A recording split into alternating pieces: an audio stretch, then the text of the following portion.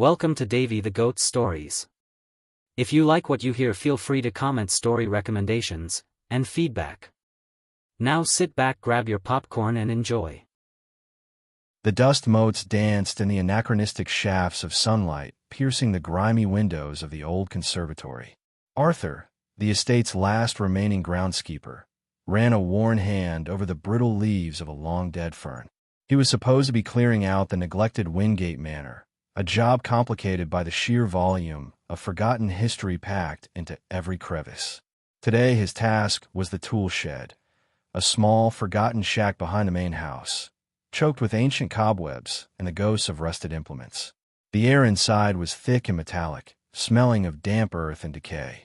Arthur coughed, swatting away a particularly persistent spider, and began to sort through the skeletal remains of shovels, rakes, and hoes. Most were beyond repair, their wooden handles rotted, their metal heads consumed by rust. He tossed them into a wheelbarrow, a morbid collection of garden casualties. Then he found it, tucked away under a pile of burlap sacks. Almost completely obscured was a hoe. It was heavier than the others, its handle unusually sturdy, dark, almost black. The metal head, though tarnished, seemed to resist the general decay. Arthur pulled it free, a faint scraping sound echoing in the silence.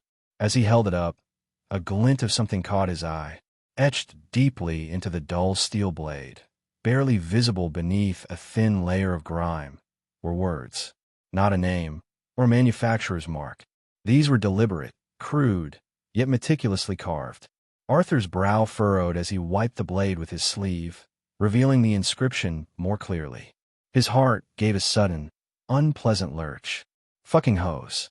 The words, raw and aggressive, seemed entirely out of place on a garden tool. Arthur frowned, a chill prickling his skin. Was it a prank? Some disturbed graffiti from decades ago? He turned the hoe over, his gaze sweeping the rest of the blade, then the dark, polished handle. There was something about the weight of it, the coldness of the metal, that felt wrong. He felt a sudden, inexplicable urge to examine the earth beneath where the hoe had been found. It was just packed dirt, but as he knelt, he noticed something else. A faint impression, like a partial drag mark, leading away from the shed towards the overgrown section of the garden. Arthur stood, the hoe still clutched in his hand, a heavy, unsettling presence. The words seemed to vibrate in his mind. Fucking hose. Why that phrase? Why here? It wasn't just vulgarity. It felt personal, like a statement. He followed the faint impression, stepping over gnarled roots and through shoulder-high weeds. The air grew heavier, the silence more profound.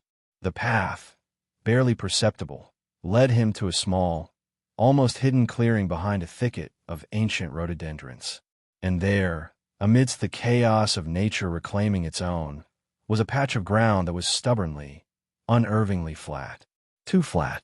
The earth there was a darker shade, the weeds sparse and struggling. It was too uniform, too deliberate for a natural depression. Arthur's gaze dropped to the hoe in his hand. He looked at the words again, fucking hose. And then it hit him. It wasn't just a crude insult about women. It was about tools. These tools, the hoe in his hand, and perhaps others like it, used to fuck up the earth, to turn it over, to bury something, or someone. A cold, creeping dread replaced the initial confusion. The flat patch of earth, the disturbed soil, the deep, dark impression of a hoe on the very ground where he had found this one. He didn't need to dig. He didn't want to. He knew what the inscription meant. They weren't talking about women. Not anymore. They were talking about the tools, and what had been done with them.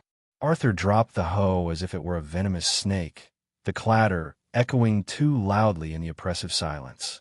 He backed away slowly, his eyes fixed on that unnaturally flat patch of earth. The meaning of the words fucking hose, now chillingly clear, a grotesque declaration of a disturbed mind, a silent testament to a hidden horror beneath the forgotten garden. Thank you all for sticking around till the end. Feel free to like and subscribe. Leave a comment on what other stories you want me to write about. Davy the Goat out.